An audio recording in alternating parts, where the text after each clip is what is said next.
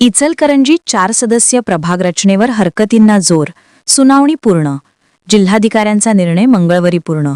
इचलकरंजी महापालिकेच्या आगामी निवडणुकीसाठी घोषित करण्यात आलेल्या प्रारूप प्रभाग रचनेवर दाखल झालेल्या हरकती व सूचनांवर गुरुवारी सुनावणी पार पडली. एकूण 22 हरकती दाखल झालेल्या असून त्यापैकी 21 हरकतदारांनी उपस्थित राहून आपले म्हणणे मांडले. या सुनावणी दरम्यान जिल्हा पुनर्वसन अधिकारी वर्षा सिंघन आणि महापालिका आयुक्त पल्लवी पाटील यांनी सर्व आक्षेप व सूचना ऐकून घेतल्या. यानंतरचा सविस्तर अहवाल जिल्हाधिकाऱ्यांकडे पाठवण्यात येणार असून अंतिम निर्णय मंगळवारपर्यंत होण्याची शक्यता आहे. हरकतदारांकडून प्रभागातील वस्त्यांचे विभाजन टाळावे, 4 सदस्यीय प्रभाग रचना रद्द करून 1 सदस्यीय प्रभाग ठेवावा, पूरबाधित क्षेत्रासाठी स्वतंत्र प्रभाग करावा, तसेच रस्त्यांचे केलेले चुकीचे सीमांकन रद्द करावे अशा विविध मागण्या मांडण्यात आल्या. काहींनी प्रत्यक्ष नकाशाद्वारे प्रारूप रचनेतील त्रुटीही निदर्शनास आणून दिल्या.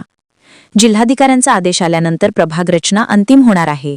चॅनेलला सबस्क्राइब करा आणि परिसरातील ताज्या घडामोडी सर्वात आधी बघण्यासाठी बेल आयकॉन